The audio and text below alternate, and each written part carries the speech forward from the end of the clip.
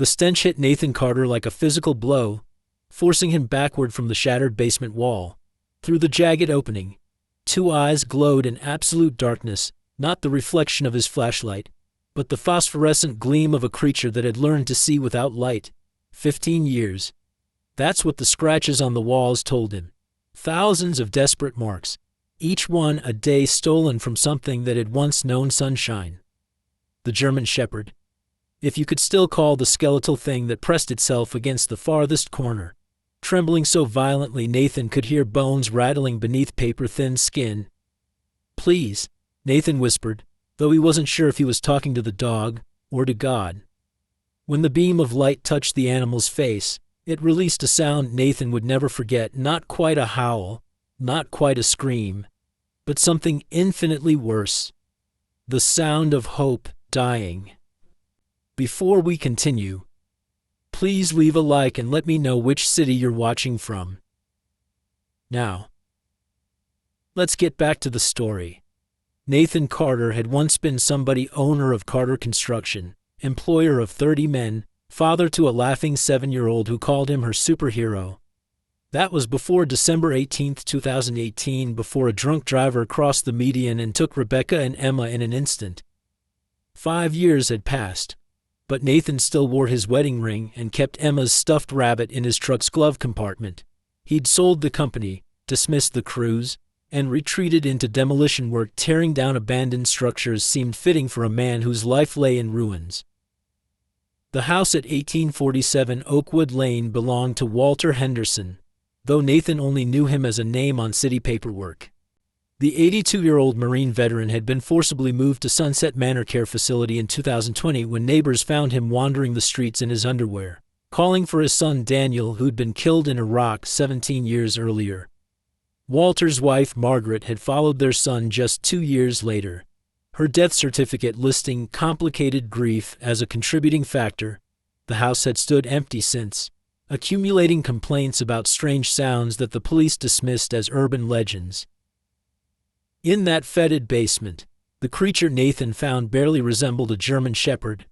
15 years old by the registration tag still fused to its neck. The dog was blind in one eye, with vision barely functioning in the other. Scars covered its body like a road map of suffering, including burn marks that formed a distinct W on its shoulders. How it survived was evident from the small bones scattered around rats, birds, insects, and a crack in the ceiling that leaked rainwater into a worn groove in the concrete floor. Dr. Grace Mitchell would later examine those wounds with professional steadiness that belied her horror. The 45-year-old veterinarian had seen cruelty before she ran Second Chance's Animal Hospital specifically for hopeless cases, having adopted 12 disabled animals herself. Her husband had died in Afghanistan 13 years ago, leaving her with a soldier's understanding of trauma. She would recognize it immediately in both the dog's eyes and Nathan's. The story would eventually reach Judge Harrison Cole's courtroom, where Sarah Chen, a 34-year-old animal rights activist, would demand justice. Reverend Thomas Murphy, the only soul who still visited Walter at the care facility, would plead for mercy. But in that moment, in that basement, there was only Nathan, the dying dog, and a decision that would change everything. Nathan hadn't wanted the Oakwood Lane job. When the city council approached him in early December, he'd tried to refuse. Demolition was supposed to be simple: tear down, haul away, don't think. But this house came with stories. Mrs. Elmore from 2 doors down swore she heard crying at night. Not human, but not quite animal either. The teenage Martinez boys claimed they'd seen shadows moving in the basement windows. Impossible, since those windows had been boarded up for years. Even the postal worker refused to approach the property, leaving notices at the curb. Just needs to come down before it becomes a safety hazard, the council chairman had insisted, doubling Nathan's usual rate. Money hadn't mattered since Rebecca and Emma died, but something about the house pulled at him. Maybe it was the way snow never seemed to settle on its roof, or how even stray cats avoided the yard. On December 15, 2023, Nathan began his methodical demolition, starting from the top floor, working his way down. Each room revealed a life-interrupted photograph still on walls, dishes and cabinets, a 2008 calendar frozen in time, The basement door had been reinforced with additional locks from the outside. Behind it, stairs descended into darkness that his work lights barely penetrated. The smell grew stronger with each step, not just decay, but something else. Fear. It had soaked into the concrete itself. The basement was divided into sections, but one corner had been walled off with crude concrete blocks. Nathan's sledgehammer made quick work of them, revealing the makeshift prison behind. The space measured maybe 8 by 10 feet. Chains were bolted to the walls, their lengths calculated to prevent reaching the walls. Empty bowls, dozens of them, were scattered and gnawed to pieces. But the walls, God, the walls. Scratches covered every inch within reach, some deep enough to expose rebar. Blood, long dried to black stains, marked where paws had torn themselves raw trying to escape. In the farthest corner, barely visible, a shape huddled. Nathan had found Walter's victim, though he didn't yet know the dog's name was Frost. The flashlight beam sent Frost into pure panic. The dog pressed itself so hard against the concrete that Nathan feared its bones might snap. 15 years in darkness had destroyed its ability to process light. The pupils, what remained functional, couldn't contract properly. Nathan immediately killed his flashlight, working by the dim glow from the stairwell. He approached slowly, speaking in the gentle tone he'd once used for Emma's nightmares. "Easy now. Easy. I'm not going to hurt you." The words came automatically, though his voice had grown rusty from disuse. From his lunch pack, Nathan pulled out a ham sandwich, breaking it into small pieces. He placed them halfway between himself and Frost, then retreated. The dog didn't move for 20 minutes. When it finally crawled forward, Nathan saw the full extent of its condition. Muscle atrophy had left Frost barely able to support its own weight. Each movement was agony, joints swollen from years of lying on concrete. The first piece of food triggered something primal. Frost devoured it, then vomited immediately, its stomach unable to process normal food after years of surviving on vermin. Nathan tried again with smaller pieces. This time, Frost kept them down. When Nathan moved closer, the dog bared teeth that were cracked and worn from gnawing on chains. Not aggression, Nathan realized, but terror so profound it had no other expression. Nathan removed his jacket, heavy canvas from his construction days. Moving with deliberate slowness, he created a small tent over Frost, blocking out even the ambient light. For the first time, the trembling eased slightly. In that darkness, Nathan felt Frost's nose barely touch his hand, not quite trust, but a recognition that this human was different. Nathan pulled out his phone, scrolling past animal control to a number he'd saved but never called. Grace Mitchell answered on the second ring. "Doc Mitchell. This is Nathan Carter. I've got a situation at the Oakwood house. It's bad. Real bad. I need help, but not animal control. This one needs someone who understands." He paused, stroking the jacket that covered Frost. "Someone who knows what it's like to survive hell." "I won't let anyone hurt you again," Nathan whispered to the shape beneath his jacket. "I promise." Grace arrived within 30 minutes, her van loaded with specialized equipment. She'd handled traumatized animals before, but nothing prepared her for Frost's condition. The sedation process alone took 3 hours. Frost fought the tranquilizer with the desperation of something that equated unconsciousness with death. Grace had to calculate dosages for a dog that weighed half what it should, whose liver and kidneys were compromised from years of malnutrition. Nathan held the jacket tent throughout, talking constantly about the weather, about Emma's favorite songs, anything to maintain a human voice Frost had learned to associate with safety. When they finally lifted Frost's unconscious form, the full horror revealed itself. Pressure sores covered one entire side where the dog had lain in the same position for years. Maggots writhed in open wounds that had never been allowed to heal. The burn scars forming the W were deliberate, methodical. Someone had marked this animal like property. Grace's professional composure, built over 20 years of practice, shattered completely. "This is the worst case I've seen," she whispered, tears streaming down her face. 15 years, How did it survive 15 years? They transported Frost through the intensifying snowstorm, Nathan cradling the sedated form while Grace drove. The clinic's warmth seemed to agitate Frost even in unconsciousness, whimpers escaping its damaged throat. Nathan refused to leave, setting up a makeshift bed in the lobby. He understood Grace's unspoken concern Frost might not survive the night. And if death came, the dog shouldn't be alone. That first night, Frost woke every hour, howling with a sound that barely seemed canine. Each time, Nathan would move closer to the kennel, sitting in darkness, singing the lullaby he'd once used for Emma's bad dreams. Twinkle, twinkle, little star, how I wonder what you are. His voice cracked on the familiar words, but he sang anyway. By dawn, Frost had stopped howling, though whether from exhaustion or comfort, Nathan couldn't tell. He only knew that something broken inside him recognized something broken in this dog, and perhaps two broken things might somehow make each other whole. Sarah Chen had built her reputation on viral moments, but the video she posted on January 3, 2024, exceeded even her expectations. The 34-year-old animal rights activist had arrived at Grace's clinic with a small camera crew, ostensibly to document rescue cases for her nonprofit. What she found was Frost, and within 6 hours, #JusticeForFrost was trending nationally. The video showed everything: the skeletal frame, the infected wounds, the way Frost cowered from light. Chen's narration was deliberately inflammatory. This is what 15 years of torture looks like. The monster who did this walks free. By evening, news vans surrounded both the clinic and Sunset Manor Care Facility. Walter Henderson's military photo from 1968 appeared split-screen with images of Frost's wounds. The juxtaposition was intentional and devastating. Comments flooded in by the thousands. Death penalty for animal abusers. Read one with 40,000 likes. Lock him in a basement for 15 years, suggested another.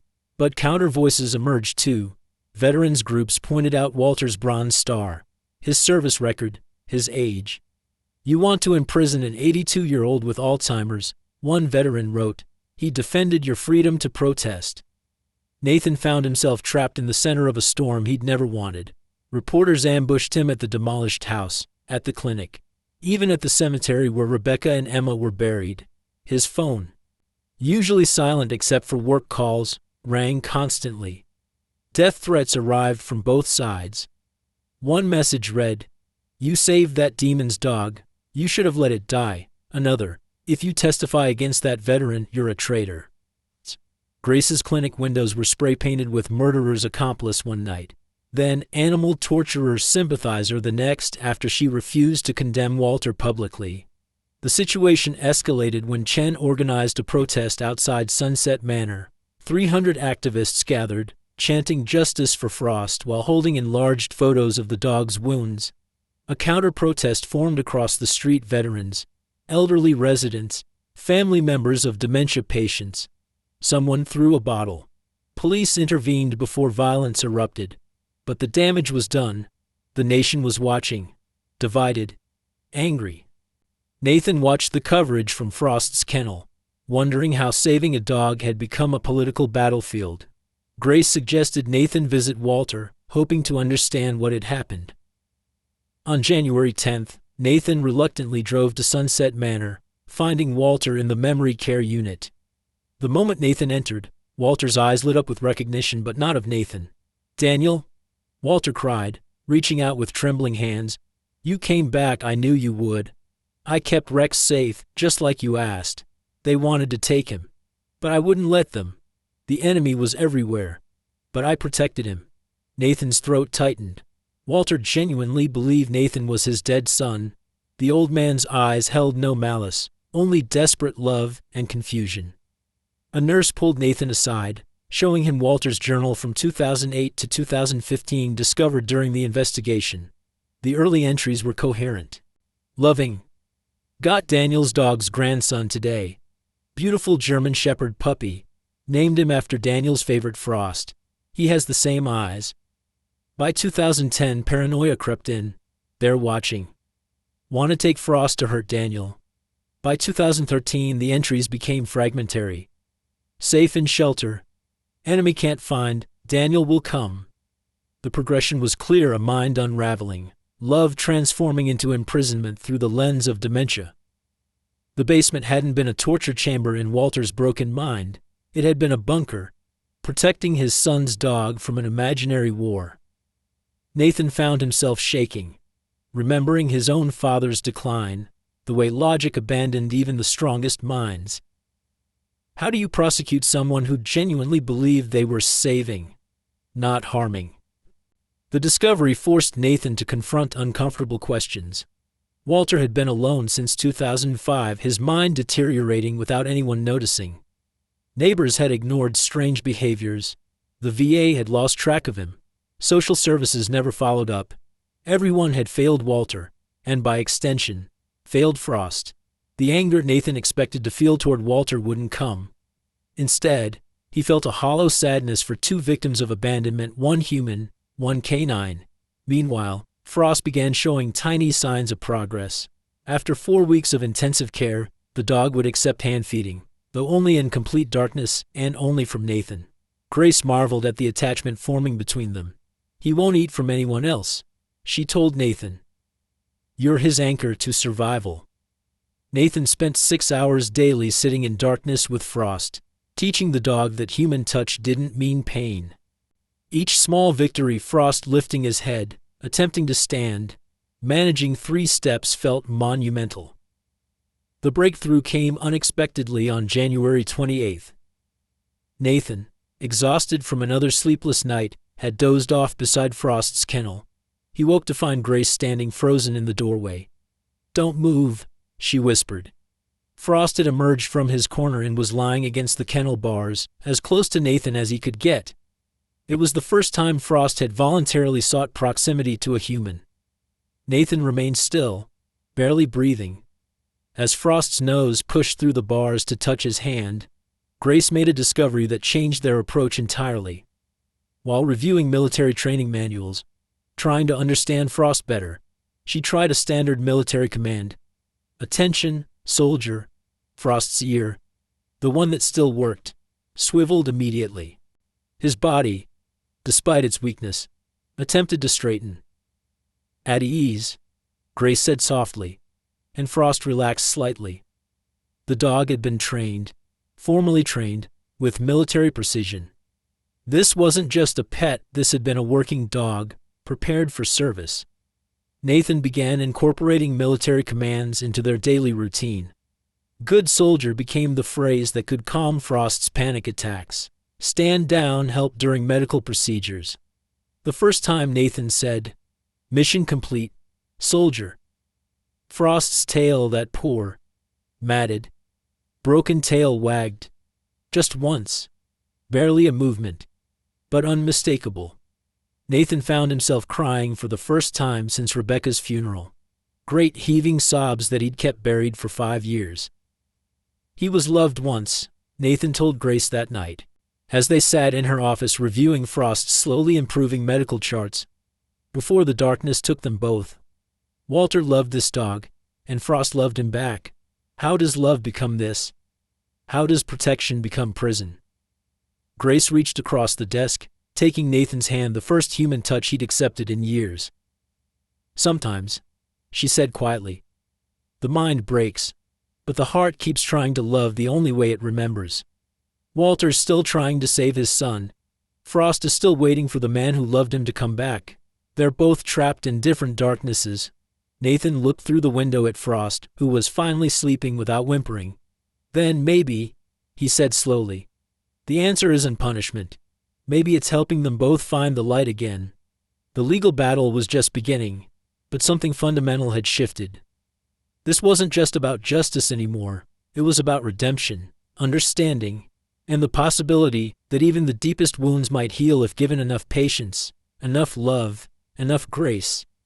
Nathan didn't know it yet, but that shift in perspective would soon challenge an entire community to reconsider the nature of guilt, mercy, and what it truly meant to save someone. February arrived with unexpected warmth, but Nathan kept the clinic's recovery room dark for Frost. Every morning at 5:30, Before the rest of the world woke, Nathan would arrive with fresh ground beef and sit in the darkness. The routine had become sacred. First, he'd announce himself softly. "It's Nathan, soldier." Beginning morning protocol. Frost would shift in his corner, acknowledging the familiar voice. Then Nathan would place the food halfway between them and wait. By the second week of February, Frost was meeting him at the midpoint. Grace watched their progress through the security cameras, amazed at Nathan's patience. He'd sit for hours in complete darkness, teaching Frost to walk on a specially designed harness that supported his atrophied muscles. The walks began as mere shuffles, 3 steps, then rest, then 3 more.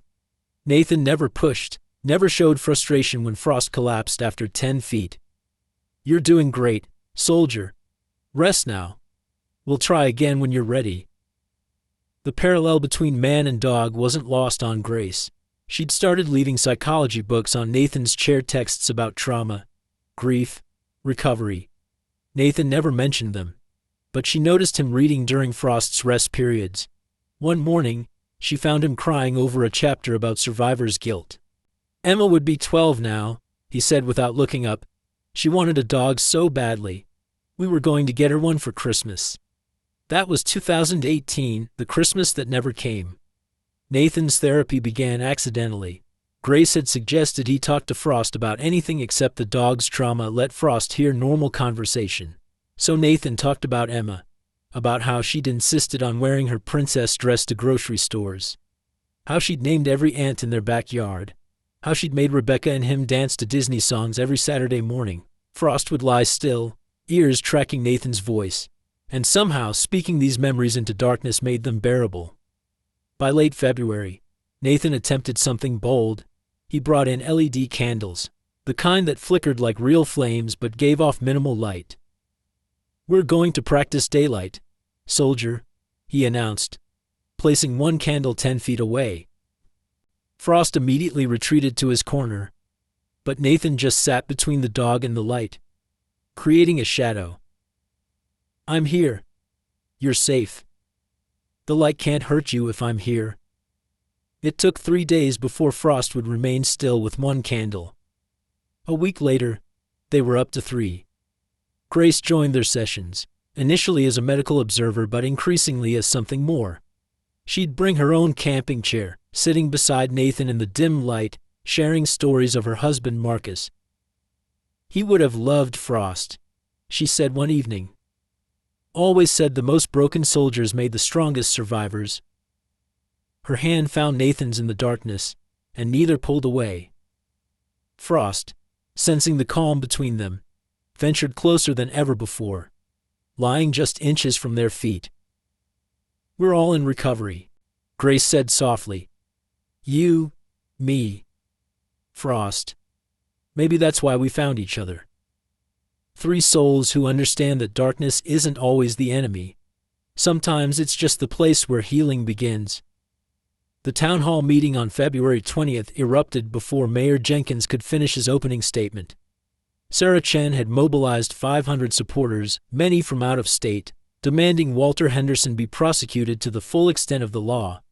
The opposition, led by Veterans Association President Colonel Rhett James Bradley, brought 300 people arguing for compassion. Nathan sat in the back row, having been subpoenaed to testify about finding Frost.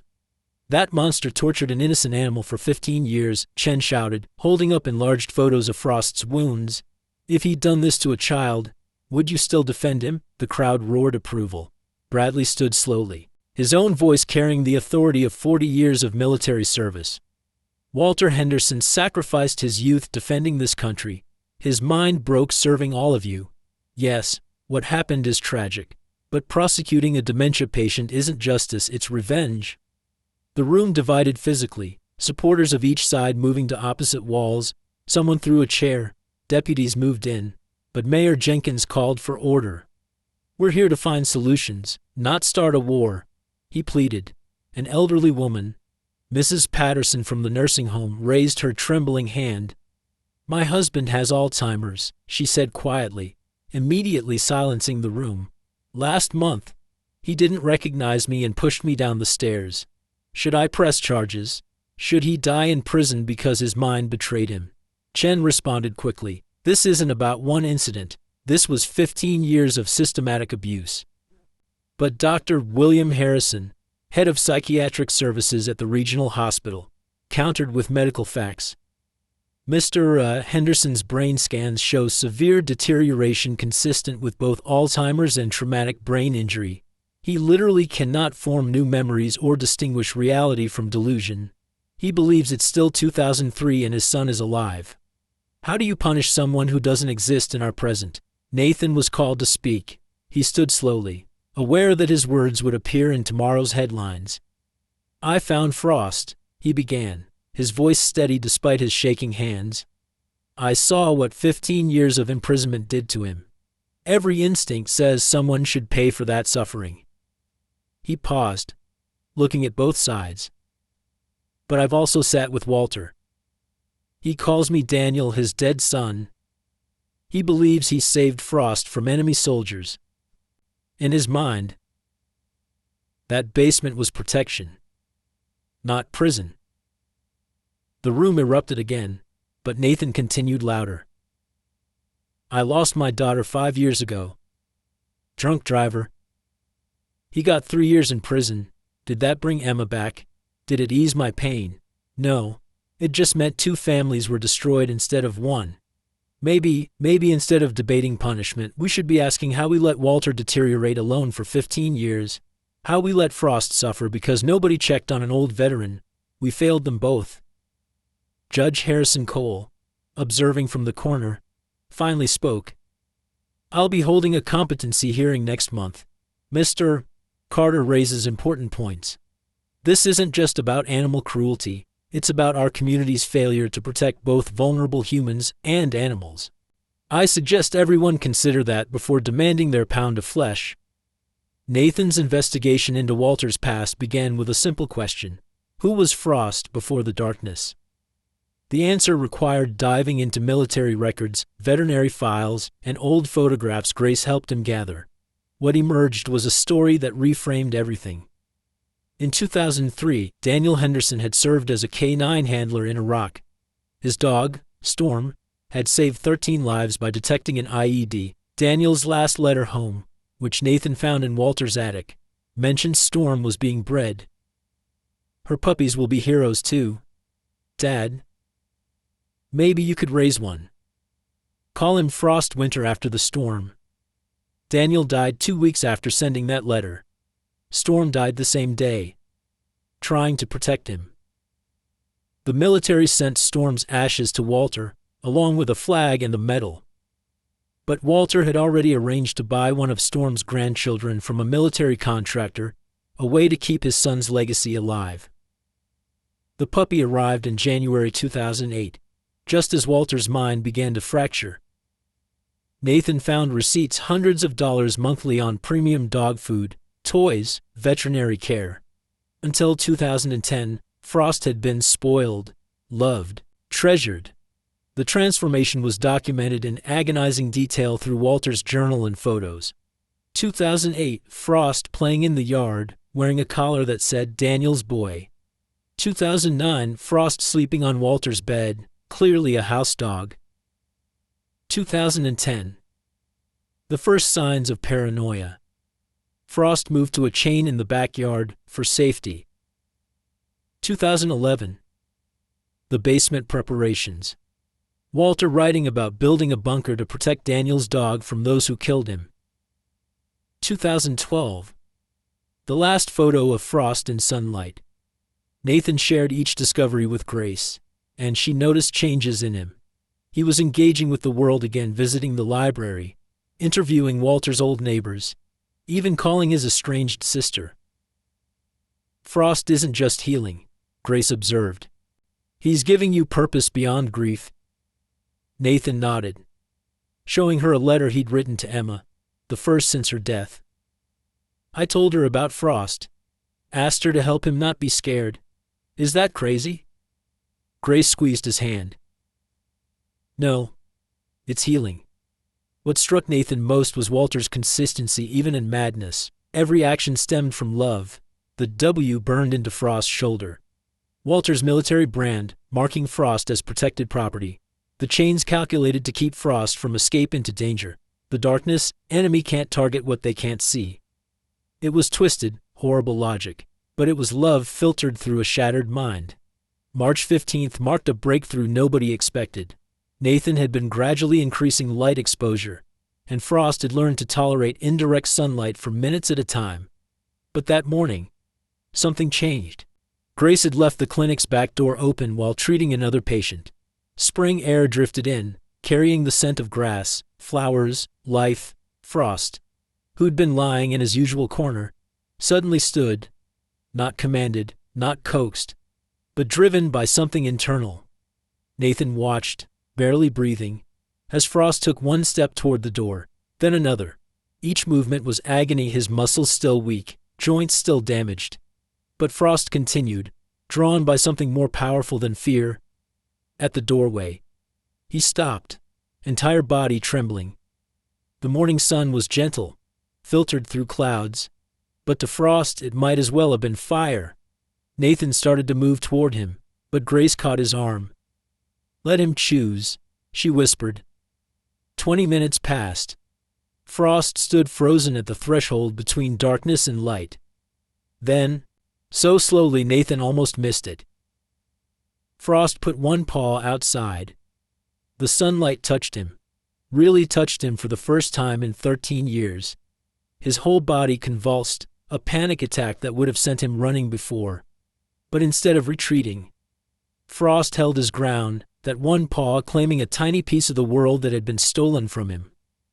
Nathan dropped to his knees, tears streaming freely. "You did it, soldier. You did it." Frost turned at his voice, and for the first time, Nathan saw something beyond fear in the dog's eyes. Hope, maybe, or recognition that the world held more than darkness. Frost pulled his paw back inside but remained at the doorway, guarding the threshold like a soldier at his post. That afternoon, Nathan found himself at Emma's grave, telling her about Frost's breakthrough. "He was brave today, baby. Braver than Daddy's been." He'd brought Frost with him, carrying the dog to a shaded spot under an oak tree. Frost lay on the grass, his first contact with earth in over a decade. When children from the nearby school walked past, several stopped to look. One little girl, about Emma's age, asked if she could pet him. Nathan almost said no, protective of Frost's progress, but something in the girl's eyes changed his mind. "Gentle," he warned. "He's still learning to trust." The girl approached slowly, extending her hand for Frost to smell. When her fingers touched his head, Frost didn't flinch. Instead, he did something that made Nathan gasp. He licked her hand, just once, tentatively, but it was connection, voluntary, and unafraid. "What's his name?" the girl asked. "Frost," Nathan replied. "Like winter," she wondered. Nathan thought of Daniel's letter, "Winter after the storm," and nodded. Exactly like winter. But spring is coming for him now. The girl smiled and skipped away, leaving Nathan and Frost in the dappled sunlight. Grace found them there an hour later, Nathan reading Emma's favorite book aloud while Frost dozed beside him, one paw touching Nathan's leg. "You haven't visited her grave in 2 years," Grace said softly, sitting beside them. Nathan nodded, unable to speak. Grace understood. Sometimes healing meant returning to the places that hurt most. Sometimes it meant bringing new love to old wounds. Frost had given Nathan permission to grieve and heal simultaneously, something he'd thought impossible. That evening, as they prepared Frost for his first night in a regular kennel instead of the isolation unit, Nathan made a decision. After the hearing, he told Grace, "Whatever happens with Walter, I want to adopt Frost. He deserves a real home." Grace smiled, having suspected this was coming. "He's going to need continued care, maybe daily visits to a certain veterinarian." Nathan smiled, his first genuine smile in 5 years. "I was hoping you'd say that." The courthouse filled before dawn on March 22, 2024. News vans from national networks lined the street while protesters and counter-protesters faced off behind police barriers.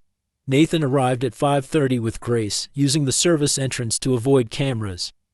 Frost waited in a special holding room, sedated mildly for transport but alert enough to respond if needed. Judge Harrison Cole had made the controversial decision to allow Frost's presence, arguing the court needed to see the victim's current condition. The courtroom gallery split predictably, Sarah Chen's coalition on the left, veterans and elderly advocates on the right. Walter Henderson sat at the defense table, flanked by his court-appointed attorney, Marcus Webb, and a psychiatric nurse. He wore his Marine dress uniform, metals polished, though it hung loose on his shrunken frame. His eyes wandered constantly, searching for something or someone nobody else could see. This competency hearing will determine whether Walter Henderson can stand trial for animal cruelty charges. Judge Cole began, "I want order maintained. Any outburst will result in removal." The warning proved prophetic, as the prosecutor, District Attorney Janet Morrison, displayed photos of Frost's wounds. Gasps and angry mutters filled the room. Walter seemed oblivious, humming softly to himself, occasionally saluting at nothing. Dr. William Harrison took the stand first, explaining Walter's medical condition in devastating detail. Mr. Henderson has severe Alzheimer's disease compounded by traumatic brain injury from a 2008 car accident. His brain shows significant atrophy in the frontal and temporal lobes. He exists primarily in a state of confusion, believing it's 2003. In his mind, his son is alive and in danger. The basement where Frost was kept, Mr. Henderson refers to it as the safety bunker and becomes agitated when told it was wrong. Morrison challenged aggressively. "Doctor, are you saying Mr. Henderson doesn't know right from wrong?" Harrison paused carefully. "I'm saying Mr. Henderson's perception of reality is so fractured that his right and wrong exist in a different universe. To him, keeping Frost in darkness was protection. Not feeding him properly was rationing for siege. The burns forming W on the dog, Mr. B. Henderson calls it marking for identification if stolen. Every cruel act had a delusional military justification in his mind. When Nathan testified about finding Frost, Walter suddenly became alert. "Daniel," he called out, trying to stand. "Son, you're here. Did you get my letters? I kept Rex safe, just like you asked. They tried to take him the enemy, but I wouldn't let them. 15 years. Son, I stood guard. 15 years. The court deputy moved to restrain Walter, but Judge Cole raised his hand. Everyone watched the heartbreaking scene of a father greeting his dead son. Nathan felt his composure crack. "I'm not Daniel, Mr. Henderson. Daniel died in Iraq." Walter's face crumpled in confusion, then cycled through grief, denial, and back to recognition. "Daniel, you're home, your dog. I saved your dog. They wanted to put him down after you died, but I saved him." The delusion was complete, impenetrable. Walter lived in a reality where saving Frost from euthanasia had morphed into hiding him from imaginary enemies. Then something unexpected happened. As Walter rambled about protecting Daniel's dog, his eyes suddenly cleared. For perhaps 30 seconds, genuine lucidity broke through. Walter looked around the courtroom, saw the photos of Frost's wounds, saw the chains and darkness documented in evidence. His face transformed into pure horror. "Oh God," he whispered, voice completely different, clear, present, aware. "What did I do? That's not a bunker. That's a prison. I became the enemy I fought against." The courtroom held its breath. Walter's hands shook as he reached toward the photos. Frost. I named him Frost. Winter after storm. Daniel's letter. Tears streamed down his face. I turned into a monster. My boy would hate me. Daniel would hate what I became. Before anyone could react, Walter grabbed the deputy's pen and drove it toward his own throat. Nathan moved instinctively, vaulting the barrier and catching Walter's wrist.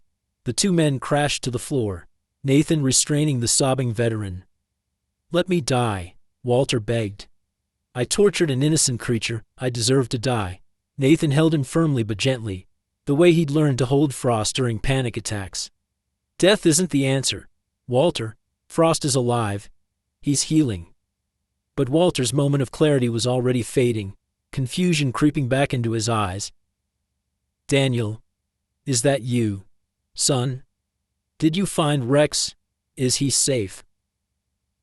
The brief window of awareness had closed, leaving only the broken father behind. Judge Cole called a recess, but nobody moved. The entire courtroom had witnessed something that transcended legal proceedings, the brief emergence of the real Walter Henderson. Horrified by what his diseased mind had done, Sarah Chen sat frozen, her prepared victim impact statement forgotten.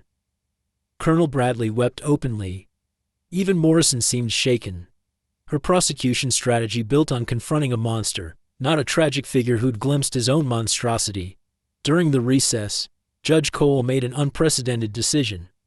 "I'm ordering a supervised meeting between Mr. Henderson and Frost. The court needs to see their interaction."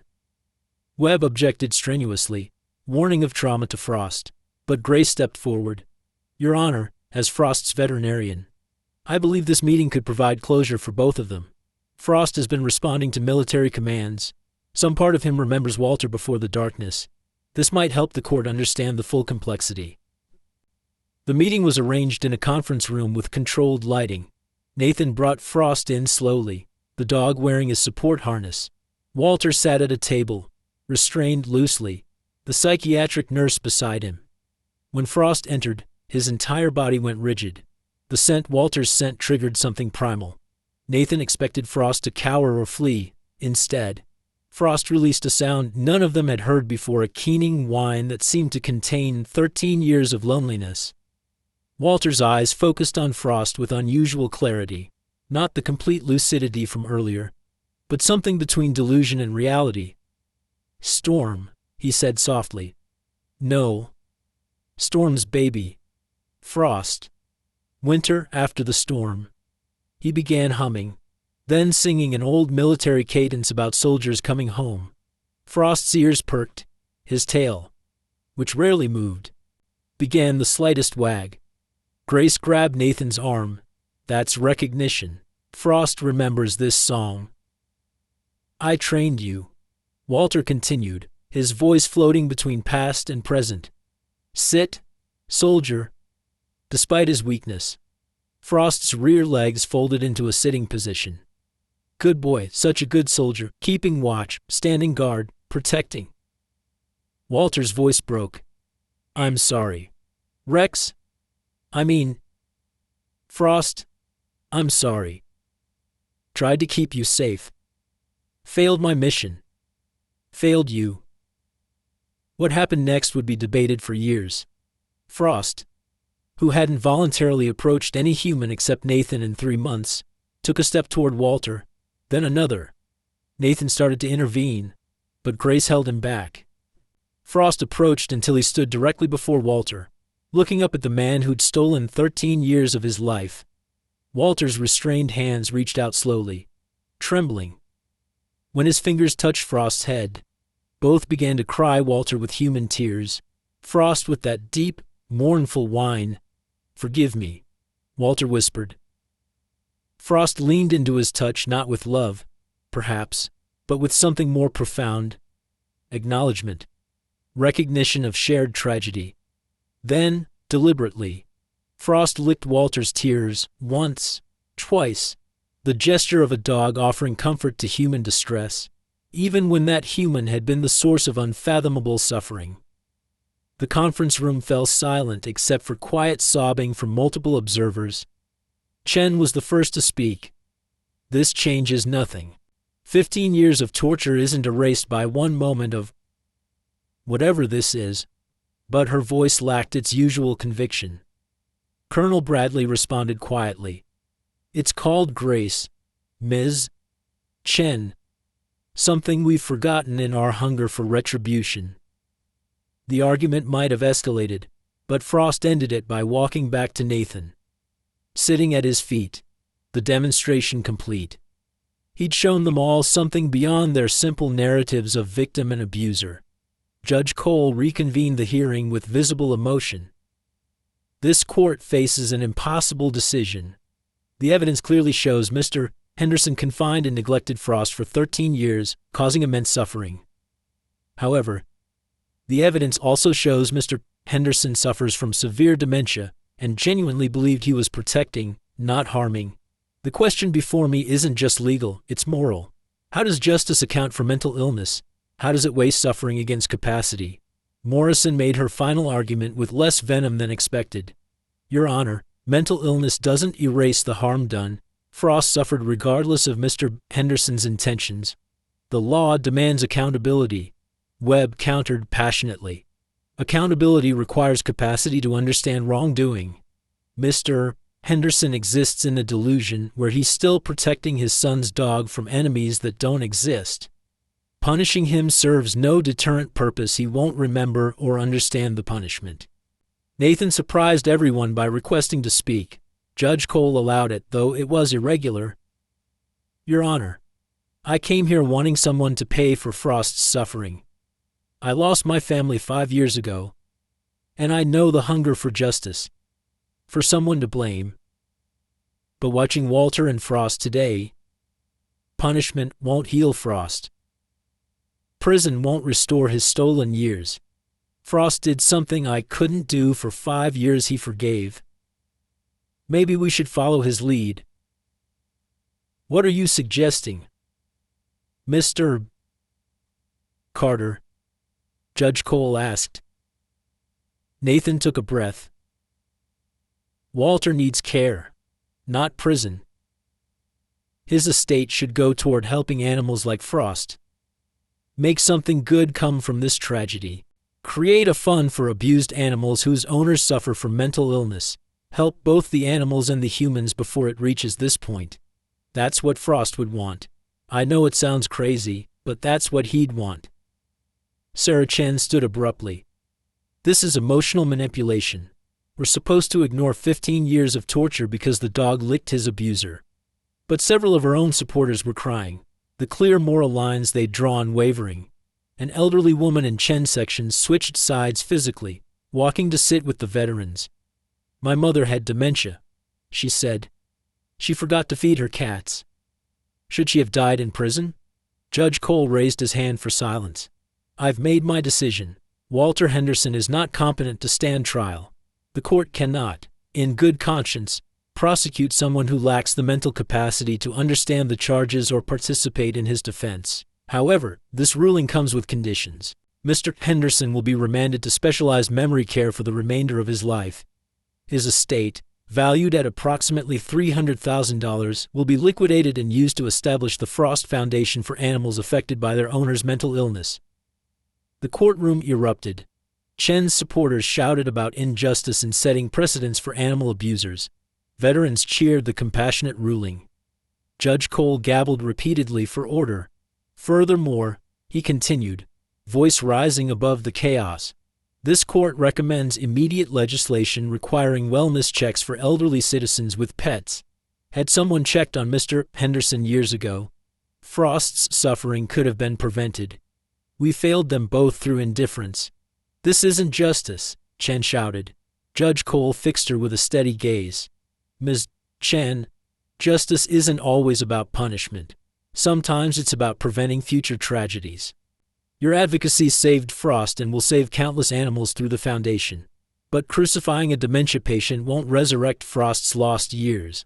I suggest you consider whether your anger serves Frost or your own need for vengeance. As court dismissed, Nathan led Frost past Walter one final time. The old man had retreated fully into his delusions, talking to Daniel again. But when Frost passed, Walter's hand reached out, and Frost paused just long enough to allow one gentle touch. Good soldier, Walter whispered. Mission complete. Frost walked on. Into the afternoon light he was slowly learning to embrace, leaving the broken man to his shadows. Sometimes, Nathan realized, justice looked nothing like anyone expected. Walter Henderson's decline accelerated after the hearing, like a flame consuming the last of its wick. By November 2024, he no longer recognized his own name. The nurses at Sunset Manor reported he'd stopped eating solid food, accepting only liquids when they told him it was field rations for Daniel's unit.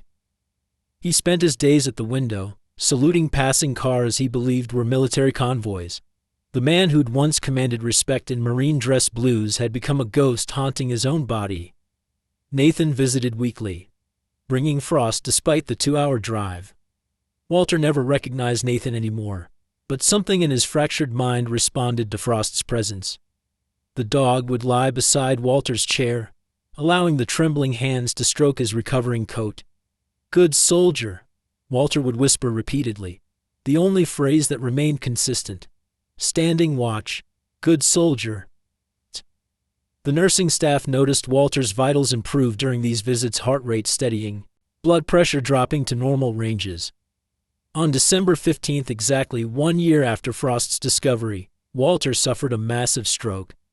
Nathan received the call during a Sunday dinner at Grace's house, their first attempt at normalcy.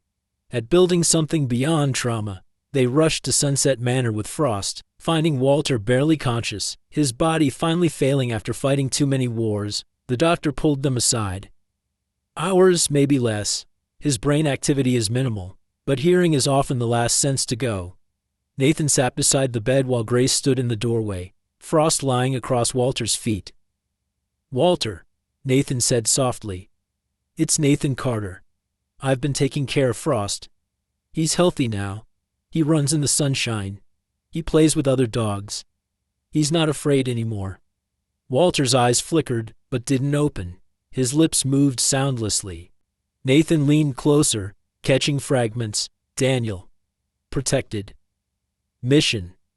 Nathan's throat tightened, even dying. Walter remained trapped in his delusion of protection. Frost suddenly stood, moving to Walter's side. The dog placed his head on the bed, nose touching Walter's hand. Walter's fingers twitched, finding Frost's ear. "Tell Daniel," Walter whispered, his voice suddenly clear. "Tell my boy I tried to save his dog. Tell him I'm sorry I failed. Sorry I became what we fought against. Tell him." The words faded, but his fingers kept moving in Frost's fur, tracing patterns only he understood. At 3:47 a.m. on December 20th, 2024, Walter Henderson died. His last word was Daniel. Frost howled once, a long, mournful sound that echoed through the facility's halls. Then the dog did something extraordinary. He stood at attention beside the bed, holding the position for a full minute before lying down. A final salute to a broken soldier from the creature he'd broken. Nathan found himself crying for a man he'd once wanted to see punished, understanding that some tragedies have no villains, only victims. December 20th also marked another anniversary Nathan had been dreading. 5 years since the accident. 5 years since Rebecca had kissed him goodbye that morning, since Emma had demanded airplane arms on the way to the car. 5 years since a drunk driver had crossed the median on Highway 40, ending everything in seconds. Nathan had planned to visit their graves alone, as he'd done every year except this year. He wasn't planning to come back. The note sat on Grace's kitchen counter, sealed and addressed to her. Inside, Nathan had written, "You saved Frost. You gave him light after darkness, but some of us are too broken for saving. Take care of him. He trusts you now. Tell him I'm sorry." The gun, Rebecca's father's service pistol, kept locked away for years, sat loaded in his truck. Nathan had chosen the cemetery. It seemed appropriate, ending where they rested. Quick, clean, no more anniversaries. But Frost knew. Somehow. The dog always knew. When Nathan tried to leave Grace's house that evening, Frost blocked the door. When Nathan attempted to push past, Frost grabbed his jacket sleeve, pulling hard. "Let go, soldier," Nathan commanded. But Frost held on, whining desperately. The commotion woke Grace from her nap. She found them struggling at the door.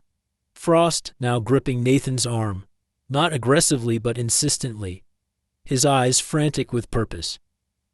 "What's going on?" Grace asked, then saw Nathan's face empty. Decided. Final.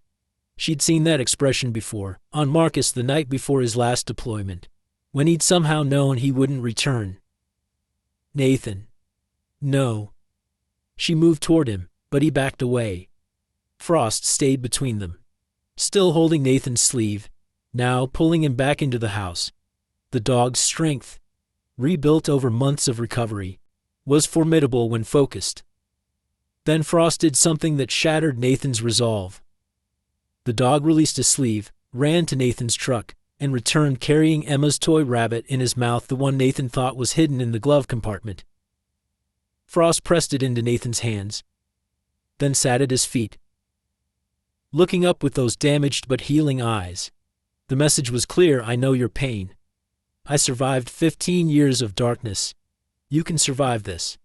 Nathan collapsed to his knees, the rabbit clutched to his chest, sobbing with 5 years of suppressed grief.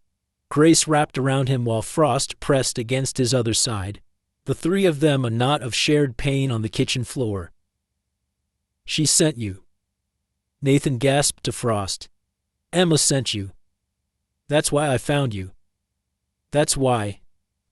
He couldn't finish, but Frost understood, licking the tears from Nathan's face as he'd once licked Walter's. Grace held Nathan until the sobs subsided, then spoke quietly. "There's something I never told you. About Marcus. About why I understand Walter's story so deeply."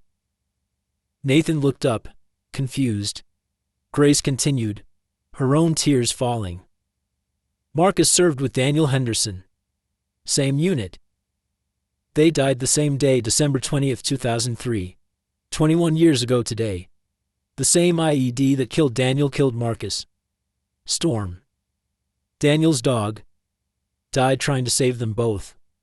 The revelation hit Nathan like physical force. "You knew this whole time." Grace shook her head. "I didn't connect it until the trial. When they showed Daniel's service photo. Marcus had the same photo in his things. They were best friends. Marcus wrote about Daniel constantly, how he missed his father, how he talked about the German Shepherd puppies Storm would have, how they planned to raise them together when they got home. That's why you took Frost's case," Nathan said slowly. Grace nodded. "When you called that night, describing a German Shepherd in Walter's basement, something felt like fate.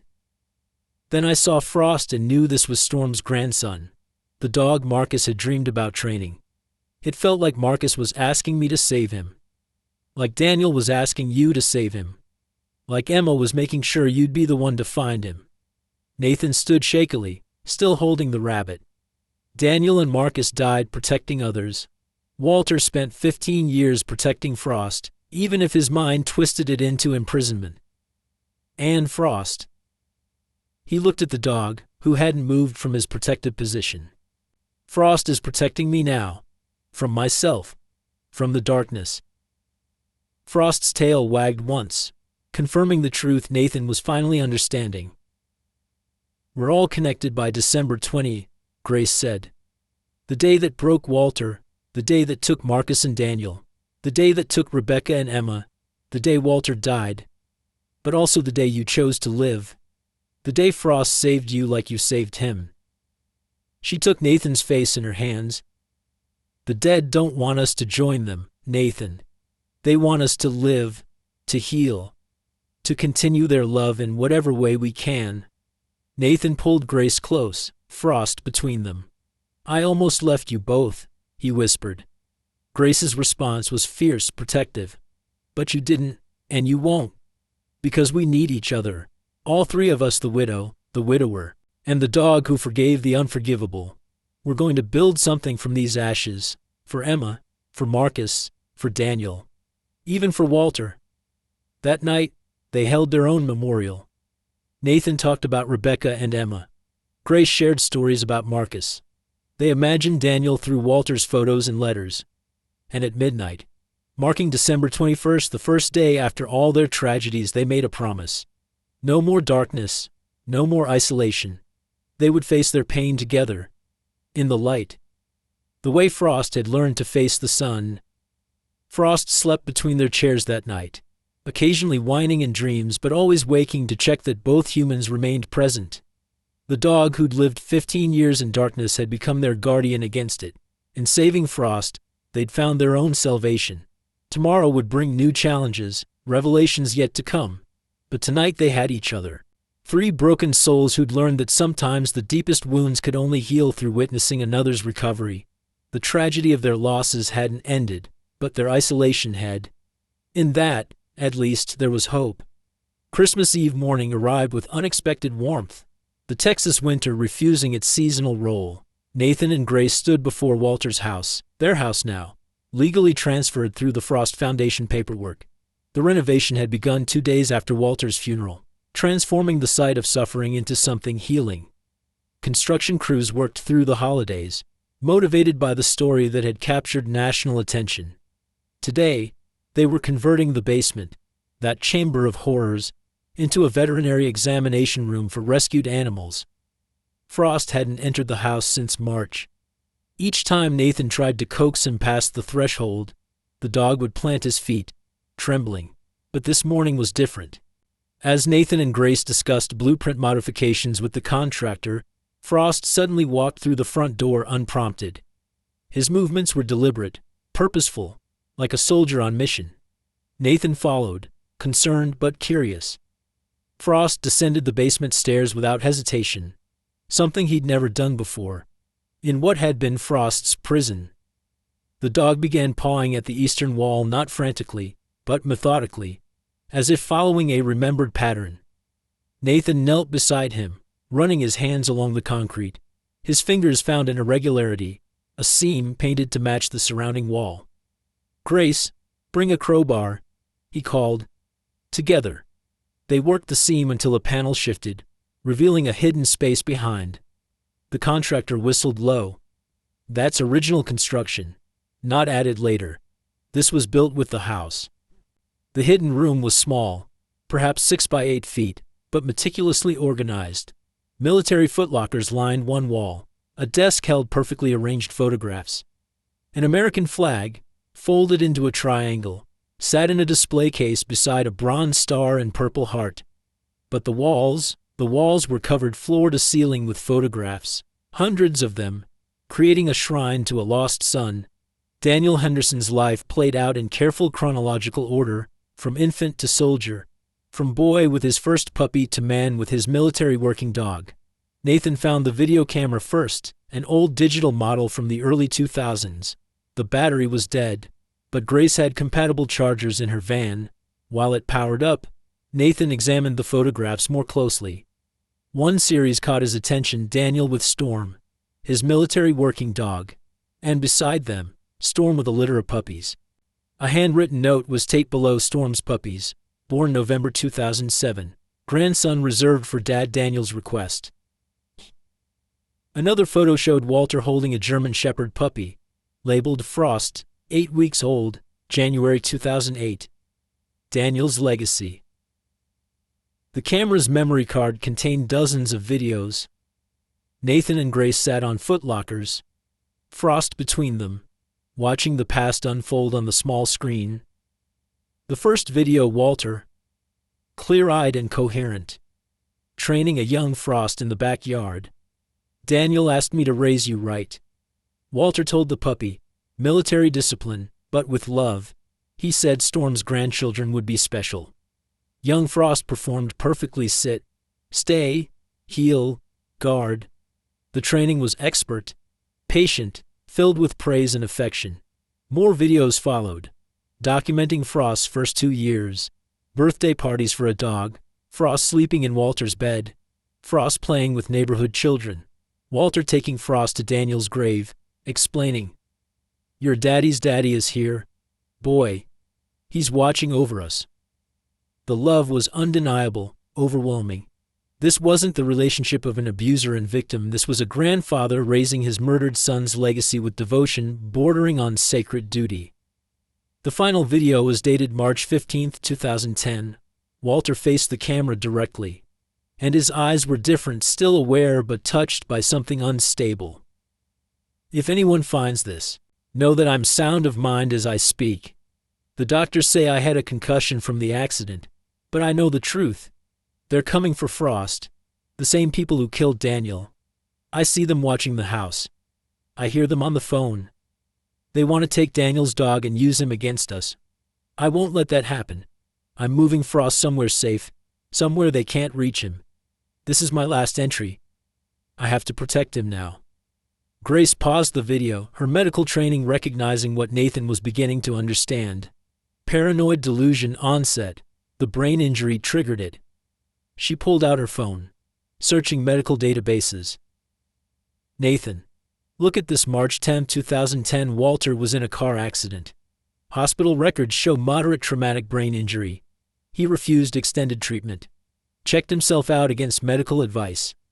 5 days later, he made that video. 5 days from injury to full paranoia. Nathan felt sick. The basement became active that same week. Construction receipts, concrete work, chain installation, all dated late March 2010. They were sitting in the very room where Walter's injured brain had transformed love into imprisonment. Frost whined softly, sensing their distress. He led them to another corner, pawing at a filing cabinet they'd overlooked. Inside were medical records, Veterans Administration documents, psychiatric evaluations Walter had hidden or forgotten. The papers revealed the complete truth. January 2008.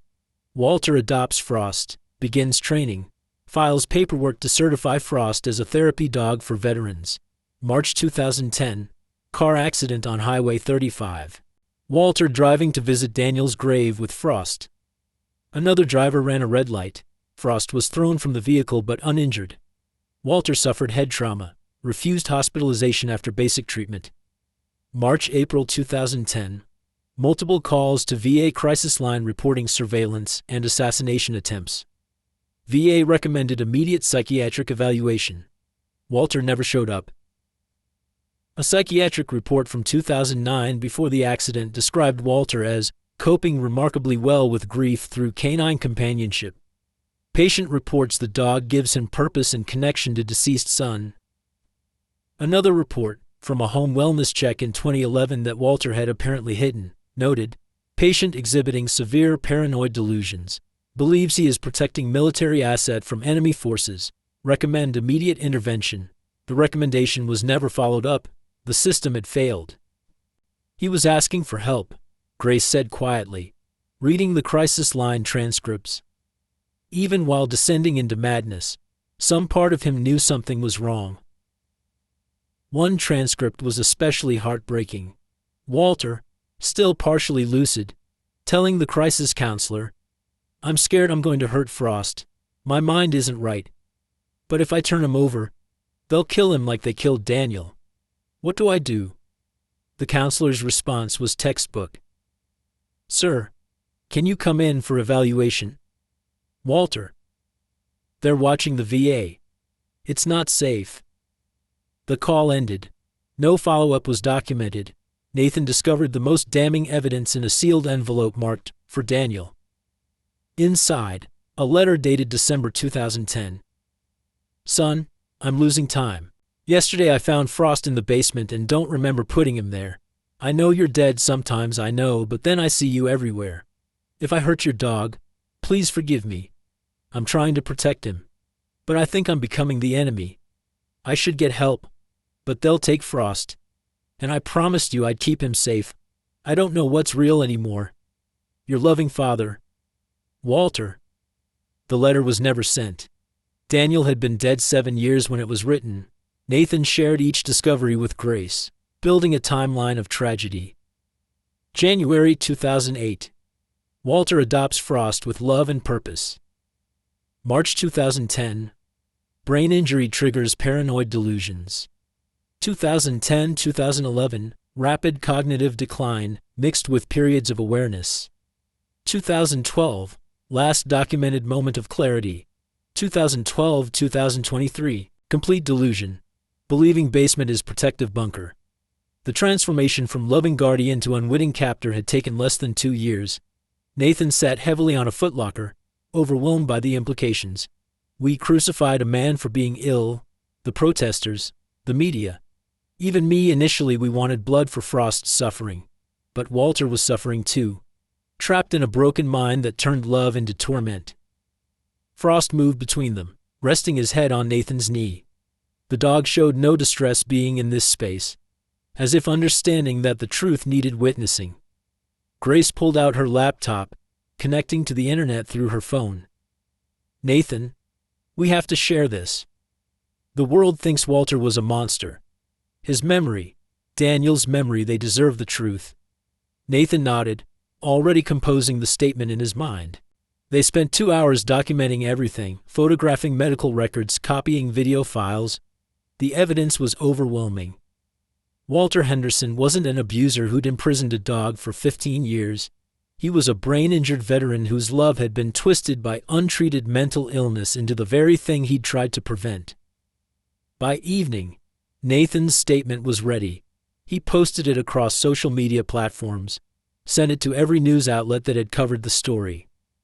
The truth about Walter Henderson, a tragedy of love, loss, and abandoned veterans. The response was immediate and divisive. Sarah Chen, who'd led the prosecution charge, posted a public apology within hours. I was wrong. We were all wrong. Walter Henderson deserved help, not hatred. I'm dedicating my organization's resources to supporting veterans with pets who need mental health intervention. Veterans organizations launched emergency fundraising campaigns. Walter's Warning, they called it, a program to provide wellness checks for elderly veterans with pets. Within 48 hours, $3 million had been raised. Judge Harrison Cole released a statement. This case reveals systemic failures at every level. Mr. Henderson sought help and was ignored. His descent into delusion was documented but not addressed. We must do better. The media pivot was swift and uncomfortable. The same outlets that had labeled Walter a monster now reframed him as a victim. Opinion pieces flooded in. How we failed Walter Henderson. The thin line between protection and prison.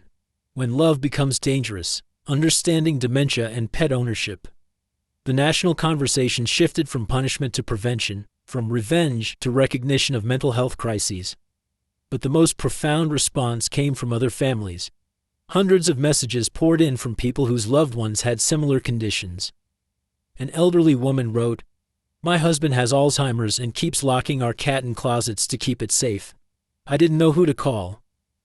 Now I do." A veteran shared, "I have TBI from Iraq. Sometimes I think people are trying to poison my dog. Your story made me realize I need help before it gets worse." On Christmas Eve itself, as midnight approached, Nathan, Grace, and Frost held a quiet ceremony in the hidden room. They lit candles for Walter, Daniel, Marcus, Rebecca, and Emma. Frost, as if understanding the solemnity, sat at attention. Nathan spoke to the empty room. "Walter, we understand now. You weren't the enemy. You were a casualty of wars both foreign and domestic. Your love for Frost was real, even when your mind couldn't express it safely." Grace added her own words. "Daniel and Marcus would be proud that from this tragedy comes hope for others. The Frost Foundation will ensure no veteran's pet suffers because their owner's mind is breaking." Frost barked once, the sound echoing in the small space. Then he did something remarkable. He walked to each photograph of Daniel, touching his nose to them gently, as if saying goodbye to the man he'd never met but whose death had shaped his entire existence. As they prepared to leave, sealing the room until it could be properly preserved as part of the memorial, Frost picked up something from the corner, a tennis ball, moldy with age. It must have been his from those early, happy years with Walter. Instead of carrying it out, Frost placed it gently beneath Daniel's portrait and walked away. The past was acknowledged, honored, but not carried forward. Tomorrow, the house would continue its transformation into a place of healing. Tonight, truth had replaced assumption, understanding had conquered judgment, and a damaged dog had taught humans the power of letting go. The morning of April 12, 2025 arrived with wildflowers blooming across the grounds of what was now called Frost Haven Animal Sanctuary. Nathan stood before the mirror in what had been Walter's bedroom, adjusting his tie with steadier hands than he'd had in years. Frost lay nearby, a small satin pillow attached to his collar carrying two simple gold bands. The dog's coat gleamed healthy in the spring sunlight streaming through windows that had once been boarded shut. Grace had insisted on holding their wedding here, where darkness had transformed into light. The main floor had been converted into an open reception area, walls lined with photographs of rescued animals. Outside, over 200 folding chairs faced a wooden arch wrapped in white roses. The guests included everyone who'd been part of their journey: Judge Harrison Cole, who'd agreed to officiate, Sarah Chen, now running the sanctuary's legal department, even Mrs. Patterson from the town hall meeting, her husband with dementia sitting peacefully in the front row. The ceremony began at sunset, Frost walking slowly but steadily down the aisle, his therapy dog vest replaced with a bow tie Emma would have loved. No one laughed at the sight. There wasn't a dry eye as this dog, who'd feared light for 15 years, walked confidently through golden sunset rays. Nathan waited at the altar, watching Grace approach in a simple white dress, carrying a bouquet containing forget-me-nots for Walter, roses for Daniel and Marcus, and daisies for Rebecca and Emma.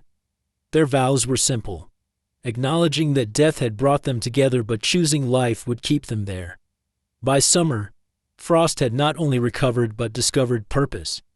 His certification as a therapy dog came with special notation, specialized in dementia and trauma patients. 3 days a week, Nathan drove him to Sunset Manor Care Facility, the same place where Walter had died. Frost would move room to room, somehow knowing which residents needed him most. He'd lie beside their beds for hours, patient as they petted him with trembling hands, called him by wrong names, told him stories that didn't make sense. One resident, Mr. Thompson, believed Frost was his childhood dog from 1942. Frost played the part perfectly, responding to Buddy, and sitting through the same story about chasing rabbits on a farm that no longer existed. Mrs. Chen, no relation to Sarah, spoke to Frost only in Mandarin, convinced he understood every word. Perhaps he did, because he always tilted his head at the right moments, making her laugh the only time she ever laughed. The staff called Frost the miracle worker, noting that aggressive episodes decreased 70% on his visiting days. The impact spread beyond Sunset Manor. The Frost Foundation had saved 43 dogs from similar situations in its first year, each case revealing owners struggling with untreated mental illness. Frost's law, passed by the Texas legislature, mandated welfare checks for pets of citizens diagnosed with cognitive decline. Nathan testified at the Capitol, Frost beside him, explaining how 15 years of suffering could have been prevented with one wellness visit. The bill passed unanimously, with similar legislation spreading to 12 other states. Spring of 2027 arrived gently, but Frost's movements had slowed. The veterinary oncologist confirmed what Grace had suspected: lymphoma, advanced but not painful yet. They had weeks, maybe months. Nathan and Grace made the decision together: no aggressive treatment, just comfort and dignity. Frost spent his days lying in sunny patches he'd once feared, surrounded by the other rescued dogs who seemed to understand their elder was preparing for a journey. On May 15, 2027, Frost struggled to stand for the first time. Nathan carried him to Emma's grave, where pink roses bloomed, the same variety Rebecca had planted in their first home. Frost managed to place his favorite toy, that old rabbit of Emma's, against the headstone. Grace held Nathan as he held Frost, Dr. Mitchell the veterinarian becoming Grace the wife, knowing when medicine must yield to mercy. The injection was swift, peaceful. Frost looked into Nathan's eyes with perfect trust, then closed his own as if settling for a nap in the sunshine. His last breath came with what might have been a sigh of contentment. Mission complete. Soldier at rest. Go find Emma, boy, Nathan whispered against Frost's still ear. Tell her Daddy's okay now. Tell Daniel his father tried. Tell Marcus that Grace is happy. Tell them all we're going to be fine. As if in response, A rainbow arced across the cemetery despite no rain, and Nathan could almost hear Emma's laughter, could almost believe she was saying, "Good boy, Frost, the very best boy." The epilogue wrote itself in lives saved. 2 years after Frost's death, the Frost Haven Animal Sanctuary had rescued over 1,000 animals. Nathan and Grace's daughter, Hope Emma Carter, born on December 20th, 2028, transforming their day of tragedies into one of joy, grew up surrounded by dogs who'd known darkness but learned to trust light again. The basement where Frost had suffered became the Walter Henderson Memorial Clinic, providing free veterinary care for pets of veterans and elderly citizens. Full circle, darkness into light, prison into sanctuary, tragedy into triumph, not through forgetting the pain, but by transforming it into purpose. Frost's shadow, once cowering in corners, now stretched long across every life saved in his name. Frost's story teaches us that family extends beyond blood. It's found in those who refuse to abandon us in our darkest moments. Nathan, Grace, and Frost became family not through birth but through choosing to heal together. Gratitude emerged from the most unlikely source, a dog who forgave his captor, teaching humans that even 15 years of darkness couldn't extinguish the capacity for grace. Walter wasn't the monster we wanted him to be. He was a father whose love became distorted by illness, a veteran abandoned by the systems meant to protect him. Frost suffered not from cruelty but from love filtered through a shattered mind. The real injustice wasn't just Frost's imprisonment, it was society's failure to help Walter before his confusion became catastrophe. Our hunger to punish rather than understand, our need for villains when sometimes there are only victims. The story asks us to examine our own rush to judgment. How many Walter Hendersons exist in our communities, isolated, deteriorating, their love becoming dangerous through untreated illness? How many Frosts suffer because we're too busy assigning blame to offer help? Have you ever witnessed someone being condemned before the full truth was known, like Walter was? What happened when the real story finally emerged?